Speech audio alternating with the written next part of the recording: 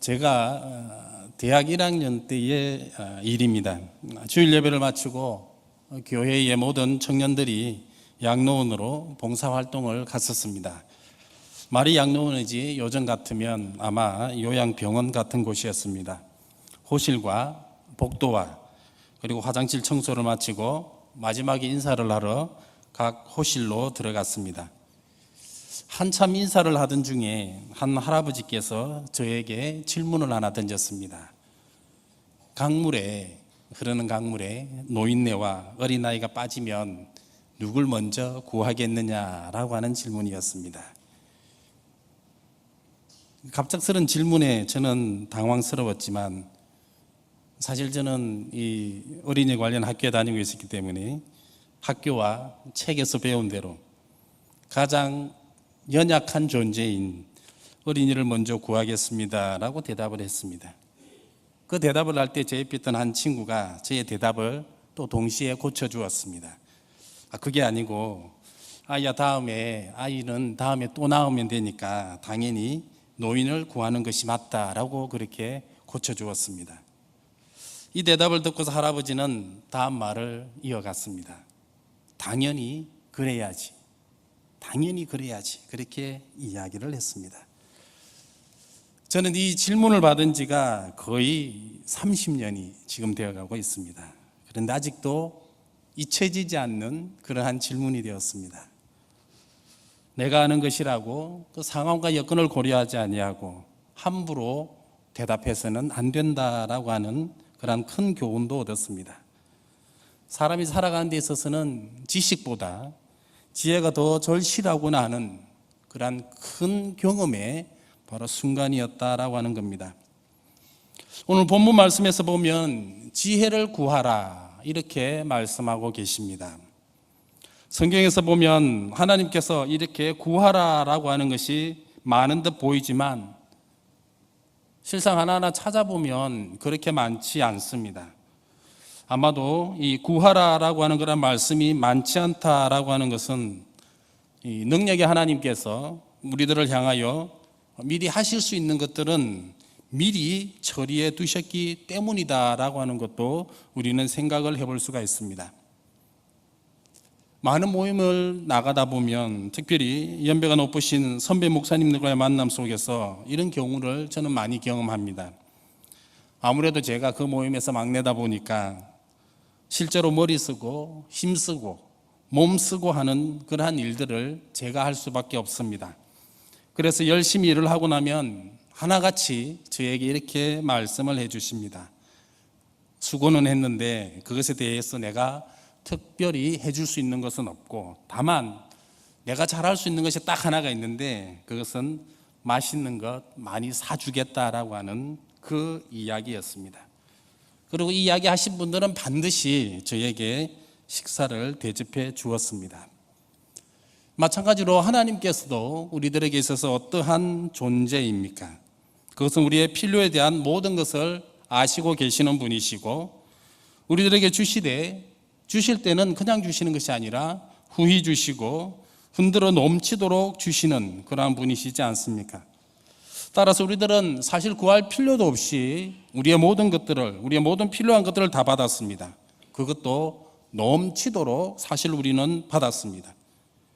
자, 그럼에도 불구하고 하나님께서 유독 구하라라고 말씀하시는 이유는 무엇인가라고 하는 것도 우리는 한 번쯤은 이제 생각해 볼 때가 되었다라고 하는 겁니다. 구하는 것에 있어서 우리는 하나님께 참으로 하고 싶은 말이 너무나 많습니다.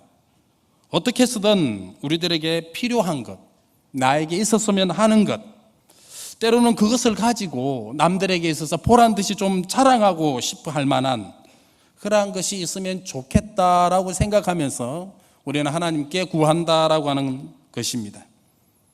그래서 대부분의 사람들은 건강을 구하고 부를 구합니다. 자식을 사랑하는 자들은 자식이 잘 되기를 구합니다. 그리고 여기까지 구하고 나면 사실 건강하고 부귀와 그리고 자식에 관한 이러한 것들을 구하고 나면 사실 더 구할 것이 없어 보입니다. 하지만 우리는 절대로 여기에서 만족하지 않습니다. 그래서 이번에는 구하는 방법을 달리하여서 더 구체적으로 하나님께 구하는 것을 우리는 알고 있습니다. 신랑 신부의 조건은 이러이러해야 되고, 우리 집에 새 들어올 사람들은 이래야 하고, 때로는 내가 내일 야외 활동을 해야 하므로 몇 시부터 몇 시까지는 좋은 날씨를 주어야 한다고 그렇게 요구합니다. 그러면서 나에게 맞추어진 환경이 이로 인하여 상대방이 어떻게 될지는 전혀 신경 쓰지 않습니다. 뿐만 아니라 어떤 곳에는 하나님께 구할 때는 아주 구체적으로 구해야 된다라고 그렇게 하면서 기도의 훈련을 시키기도 합니다. 사실 이 모든 것을 살펴보면 이것이 다 잘못되었다라고 그렇게 할 수는 없습니다. 어쩌면 두루뭉실하게 구하는 것보다 구체적으로 구해야 사실 우선은 내 속이 시원한 것이고, 다음으로 하나님께서 들어주신 것들에 대하여 정확하게 계산할 수 있기 때문입니다. 하지만 다시금 우리가 이 성경을 보다 보면 우리가 구할 것에 대해서 하나님은 미리 아시고, 그래서 다 주셨다고, 우리가 구할 것에 대하여 미리 다 주셨다고 그렇게 말씀하셨는데, 혹 우리는 그 말씀을 지금 어떻게 이해하고 있는지 사실 헷갈릴 때가 많습니다. 우리는 이미 받았음에도 불구하고 그것을 알지 못하고 계속해서 달라고만 하고 있지는 않는지 그것을 잘 모르겠다라고 하는 것입니다. 사실 우리의 기도 가운데 있어서 할 수 있는 간구는 분명히 딱 한 가지입니다. 그리고 그 간구에 대해서 어떻게 구해야 하는지도 예수님께서는 분명하게 우리들에게 말씀을 해 주셨습니다. 그것은 우리에게 일용할 양식을 달라고 할 때, 구하는 것은 일용할 양식을 달라고 하는 것, 그것 딱 하나였습니다. 여기서 우리가 자세히 보아야 할 것이 바로 일용할 양식이 어떤 것인가라고 하는 것입니다. 한 끼 식사를 함에 있어서 어떤 분들은 남들보다 2그릇, 3그릇 더 먹을 수는 있어도 내일 먹을 것까지, 모레 먹을 것까지 미리 계산해서 이 정도는 있어야 되겠다 하면서 요구하지 말라라고 하는 말씀이 어쩌면 일용할 양식을 구하는 것에 들어가 있습니다. 쌓아두고 넘쳐나고 여하간 과하게 요구하지 말라라고 하는 것이 일용할 양식을 구하는 것에 있음을 우리는 알아야 된다라고 하는 것입니다. 우리도 우리 자신을 인정하는 것처럼 사실 일용할 양식이 아니라 더 이상을 구하다 보면 분명 우리의 욕심이 다함이 없기 때문에 우리의 이러한 일용할 양식을 넘어서서 이것저것을 구할 수밖에 없게 되어집니다. 분명 그러한 의미에서 우리는 이 일용할 양식은 중요합니다. 일용할 양식은 오늘 우리가 먹는 양식입니다. 그래서 오늘 우리가 먹어야 하는 것이고 또한 먹을 수 있어야 합니다. 하지만 예수님의 가르침은 내일 먹을 양식까지 달라, 그래서 오늘 먹고 남겨서 내일 그리고 그 이후에까지 걱정 없이 먹을 수 있도록 해달라라고 그렇게 구하는 것이 아님을 이야기하고 있음을 우리는 분명하게 이해해야 될 것입니다. 사랑하는 성도 여러분, 이렇다 간구함에 있어서 그렇게 엄격하고 깐깐한 하나님께서 이번에는 우리들 하여금 그 지혜를 구함에 있어서 왜 아무런 제약도 없이, 아니 오히려 후히 주시겠다 말씀하시고 구함에 있어서 꾸짖지 않겠다라고 그렇게 말씀하시는 이유가 무엇일까라고 하는 것, 우리는 분명히 다시 한번 또 고민해 보아야 할 것입니다. 사실 여기서 우리는 그 이유를 알기 위해서 사실 우리가 구하고자 하는 그 지혜가 무엇인가라고 하는 이것을 정확하게 알아야 될 필요가 분명히 있을 듯합니다. 우리는 흔히 지혜라고 하면 단순히 머리가 좋은 것으로 우리는 이해합니다. 그래서 시험 성적이 좋으면 지혜가 있다라고 그렇게 우리는 말하며 살아왔습니다. 시험 성적 좋은 사람이 어떤 나쁜 일을 할 수가 있고 심지어 사회에서 어떠한 해악을 끼칠 수 있는가에 대해서 우리는 여태껏 고민하지는 않았습니다.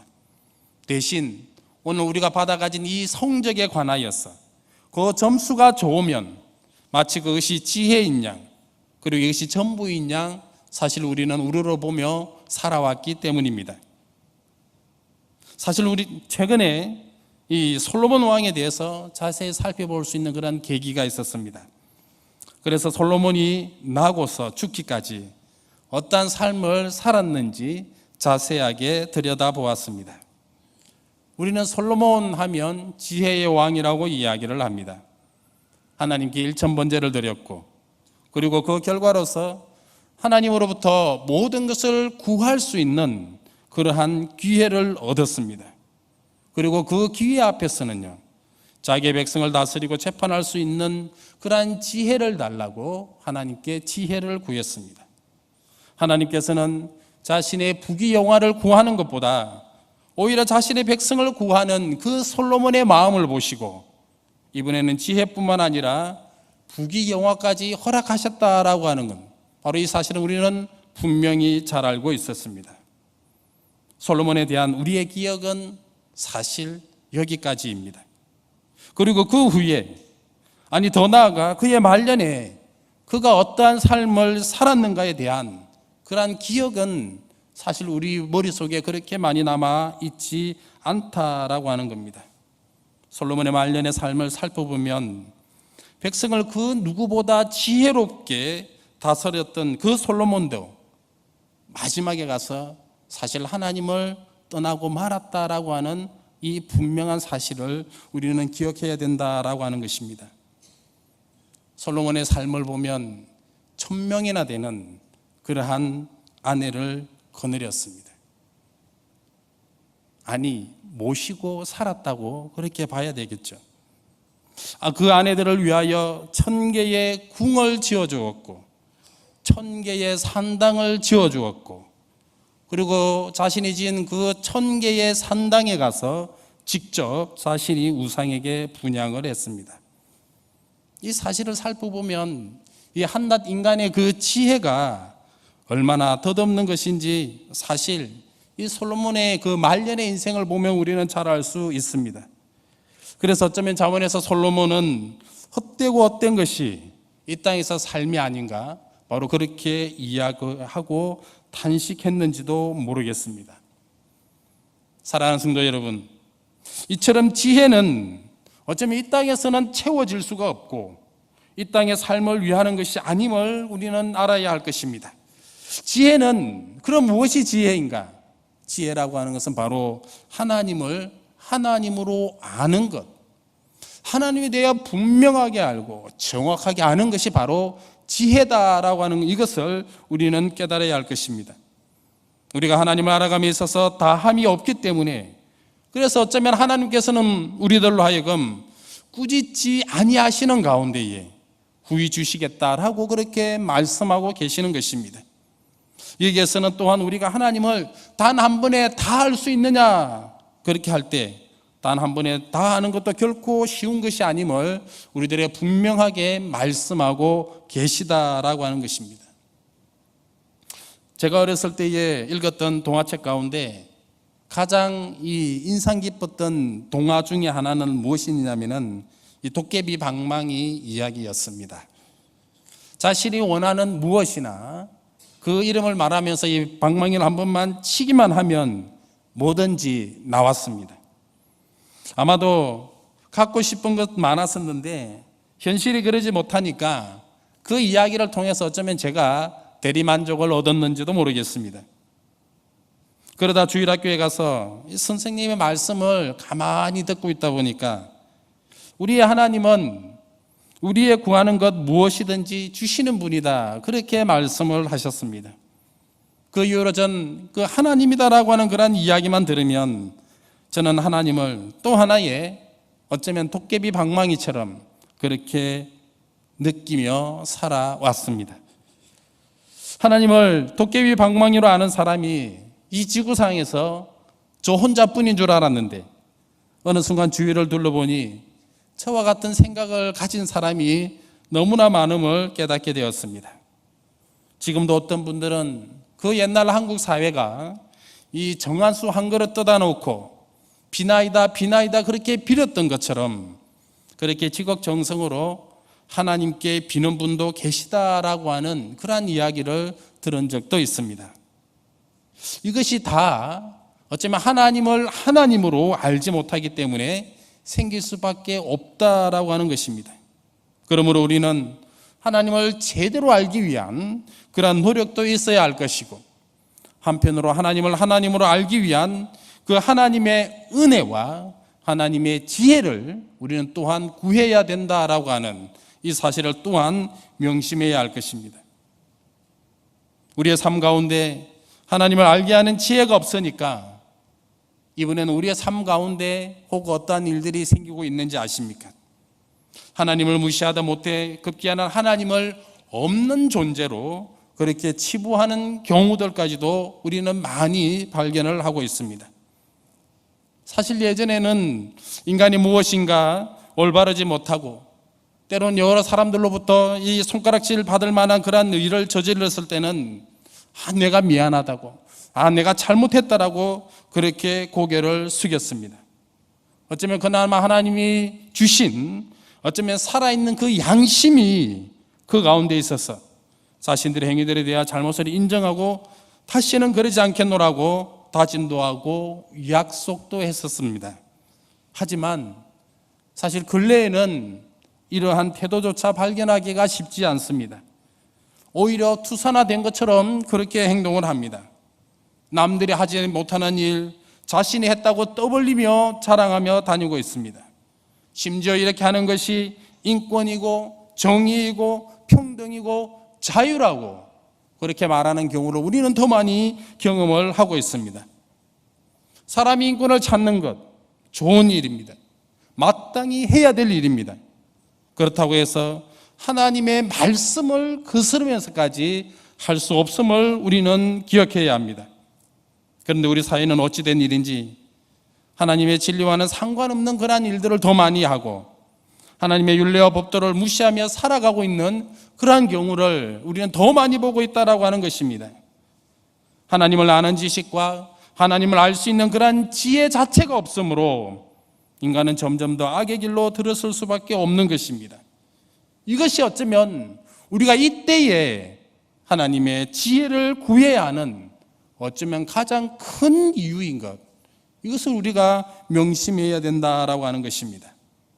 지혜가 하나님을 하나님으로 아는 것이다 라고 한다면은 이제 그 하나님을 아는 지혜를 통해 성도된 우리는 사실 그러면 이 세상을 그럼 우리는 어떻게 하며 살아가야 된다라고 하는 것입니까? 그것은 하나님께서 우리 인간을 어떠한 존재로 만드셨는가라고 하는 것을 알면 어쩌면 쉽게 해결할 수 있는 문제라고 저는 봅니다. 하나님은 우리 인간을 분명 그 하나님의 형상으로 만드셨습니다. 여기에는 하나님처럼 생각하며 하나님처럼 살아가는, 다시 말씀드리면 의와 진리와 거룩함으로 살아가야 된다라고 하는 이것을 우리는 기억해야 된다는 것입니다. 먼저 이 시대의 의라고 하는 것, 이 정의에 대하여 생각을 해봅니다. 이 시대만큼 이렇게 정의를 부르짖는 때가 역사상 없었던 것 같습니다. 우리의 삶에 있어서, 우리의 사회에 있어서 어쩌면 우리가 생활하는 이 모든 공간들에 있어서 정의를 세워야 된다라고 그렇게 아우성을 치고 있습니다. 그런데 우리는 이렇게 정작 정의에 관해서 아우성을 치고 있지만 그 정의가 무엇인가에 대하여 명확하지가 않다라고 하는 것입니다. 바로 이 정의에 대하여 우리는 때로는 너무나 감정적으로 판단을 하고 있고 때로는 너무나 정치적으로 우리는 판단하고 있기 때문입니다. 그러나 우리 성도들은 세상이 이렇게 판단하고 결정하는 것과는 분명히 달라야 합니다. 아니, 처음부터 세상과는 달랐다라고 하는 겁니다. 세상의 기준이다라고 하는 것은 언제나 시대에 따라서 변해왔습니다. 그러나 성도의 기준은 처음부터 그대로였고 하나였습니다. 세상은 많은 사람들이 기뻐하고 즐거워한다라고 하는 것이라면 그것이 정의라고 우리는 처음에 이야기를 했고, 그러다가 최근에 와서는 자기가 하고 싶어하는 그것을 마음껏 하게 만드는 것이 세상은 정의다라고 그렇게 말을 하고 있습니다. 그래서 때로는 종교를, 그중에서도 기독교를 비난하고 욕하는 것도 정의가 되어지고 동성애를 마음껏 하도록 하는 것도 이 시대에 있어서 정의가 되었다라고 하는 것입니다. 하지만 다시 한번 말씀드리지만 성도들에게 있어서 정의는요, 언제나 동일했고 처음껏 그대로였습니다. 고아와 과부와 외롭고 쓸쓸한 자들에 대하여 그들을 차별하지 아니하고 그들을 압제하지 아니하고 그들로 하여금 피눈물 흘리지 않도록 하는 것.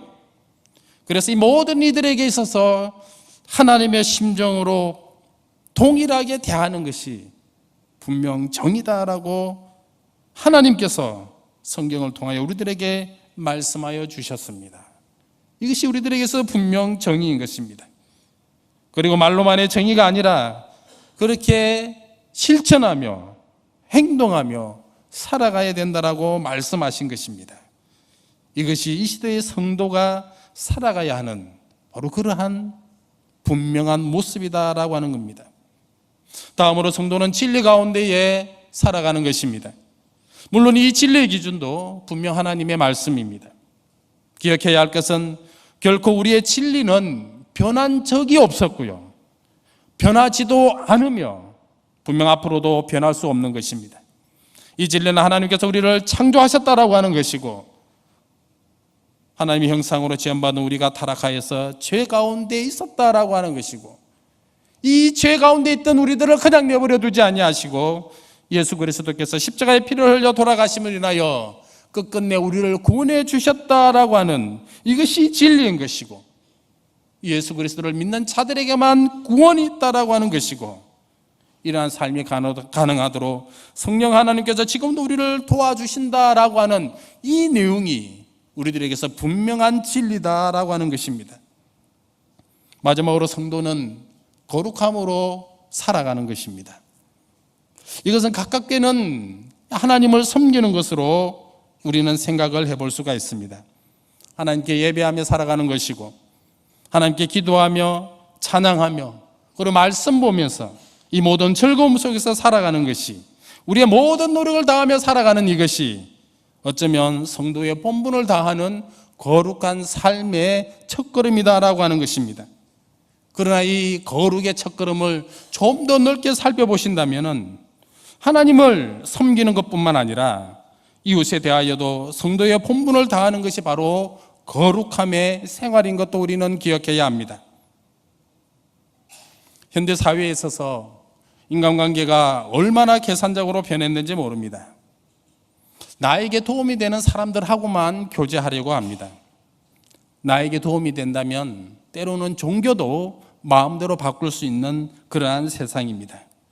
그러다가 더 이상 나에게 쓸모가 없어지면 이번에는 언제 알았냐는 듯이 얼굴색 하나 변하지 않고 얼굴을 돌리고 맙니다. 또한 우리 사회가 얼마나 거칠어졌는지도 모릅니다. 언어가 거칠어졌고 행동이 거칠어졌고 감정까지도 거칠어졌습니다. 아무에게나 막말하는 그러한 세상이 되었습니다. 하나님을 찬양하기도 모자란 이 나의 입술이 이번에는 그 입을 열어 사람들을 저주합니다. 오늘 또 퍼붓는 말들로 인하여 얼마나 많은 사람들이 상처받고 힘들어하며 급기야 목숨까지 버리는 경우가 얼마나 우리 주변에 많이 일어나고 있는지 모릅니다. 생각하기보다 행동이 앞서는 세상이 되었습니다. 게다가 행동 또한 얼마나 거칠어졌는지 모릅니다. 어떤 일이 발생을 하면 이 천천히 이 전후의 일을 살펴보고 되짚어 보기보다는 주먹이 먼저 나가고 욕설이 먼저 나가고 심지어 저주가 먼저 나갑니다. 모든 것이 다 남의 탓이 된 것이고 그 중에서도 자기는 전혀 잘못한 것이 없다라고 그렇게 말하는 바로 이러한 행동이 앞서는 우리의 시대가 되었다라고 하는 것입니다.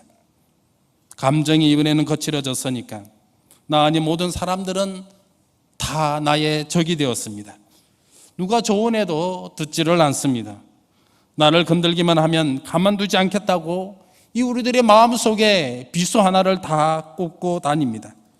그러다가 결국에는 이 감정으로만 품고 있는 것이 아니라 겉으로 폭발하여 일을 저지르고 마는 바로 그러한 세상이 되었음을 우리는 분명히 피부로 느끼며 살아가고 있을 것입니다. 사랑하는 성도 여러분, 왜 우리가 살아가는 세상이 이렇게 되었다고 그렇게 생각을 하십니까? 왜 이런 모습이 나와 너와 그리고 우리 사이에 실제로 하나하나 이렇게 우리가 저지르며 그렇게 살아가고 있느냐라고 하는 것입니다. 그것은 바로 우리들 가운데에 지혜가 없기 때문입니다. 하나님을 모르기 때문이고 왜 하나님께서 우리를 창조하셨는지 그 지혜가 없기 때문이다라고 하는 것입니다. 뿐만 아니라 하나님의 자녀가 세상을 어떻게 살아가는 것에 대하여 분명한 그 사실조차도 우리는 기억하지 못하며 살아가고 있기 때문이다라고 하는 것입니다. 뿐만 아니라 우리는 이러한 내용들에 대해서 몰랐던 것들을 오히려 단지 세상이 그렇게 변했다고 세상 탓만을 합니다. 세상이 그러하니까 나 자신도 그럴 수밖에 없었다고 변명 아닌 변명을 하며 살아가고 있다라고 하는 것입니다. 그러나 이것 하나만 우리는 또 명심하시기 바랍니다. 지혜가 없으면, 하나님이 없으면 당연히 그렇게 갈 수밖에 없다라고 하는 것이고, 지혜가 없으니까 분별할 수가 없는 것이고, 지혜가 없으니까 변명할 수밖에 없다라고 하는 것입니다. 그래서 어쩌면 하나님께서는 우리가 구해야 할 것이 무엇이냐, 그것도 시급하게 구해야 할 것이 무엇이냐, 그것이 바로 지혜다라고 그렇게 우리들에게 말씀하고 계시는 것입니다. 어쩌면 바로 이 시대가, 바로 이 때가 하나님의 지혜를 구해야 된다라고 하는 바로 이러한 분명한 말씀을 지금 우리들에게 주고 계시다라고 하는 것입니다. 말씀을 마무리하겠습니다. 사실 유한한 인간이 완전할 수 없습니다. 유한한 인간은 실수를 할 수밖에 없습니다.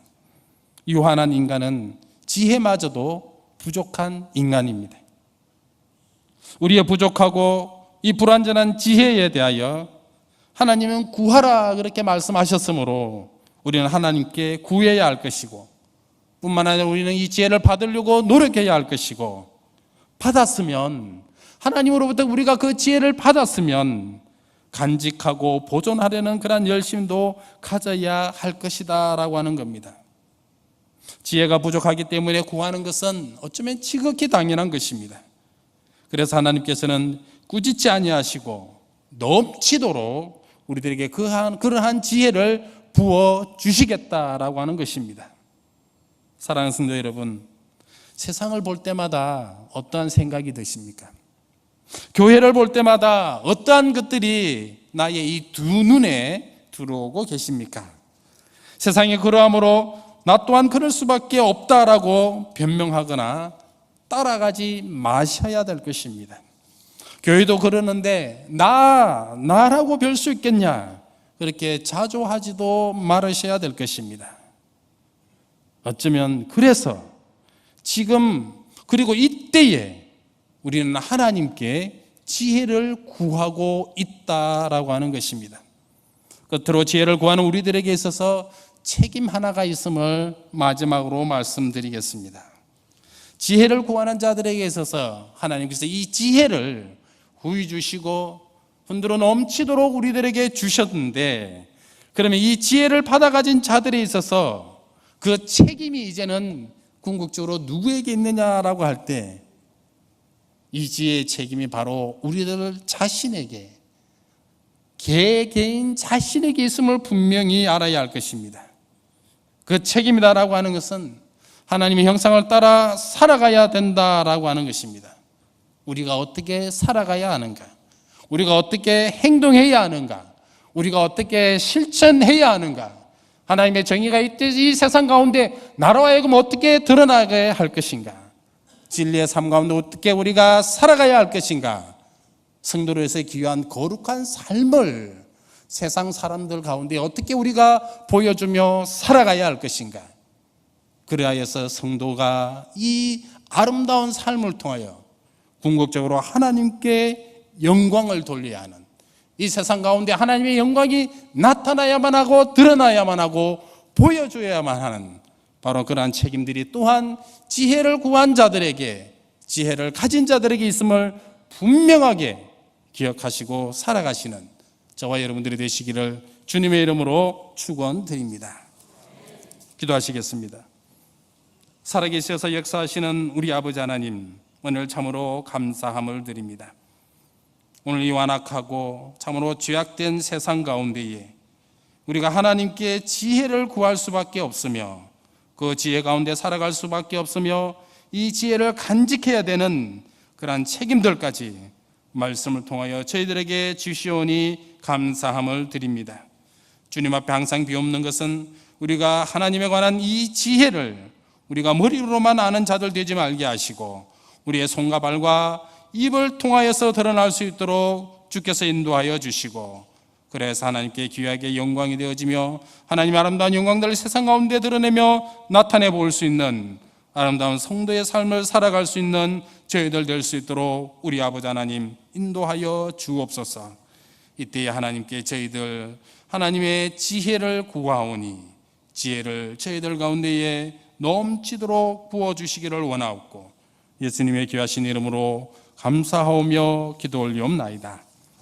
아멘.